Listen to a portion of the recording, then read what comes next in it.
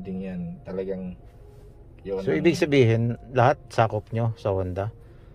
Lahat ng about sa engine, sa loob, sa mga test, okay. Sa gulong, ganyan, yes, sa ilalim. Sa Honda po kasi, ang training namin doon, hindi kagaya ng ibang dealer. Ako, galing ako Mitsubishi. Iba-iba doon, iba gumagawa ng electrical, iba gumagawa ng aircon. Pero sa Honda, nung napasok ako, sabi ko, dito, kakaiba. Talagang lahat kayo? Iti-training mo lahat yun, mula sa umpisa, mga basic hanggang sa electrical.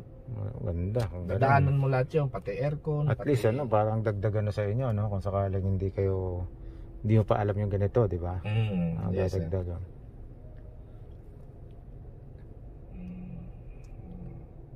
No wheels, e-power, hindi talaga siya lumalabas eh.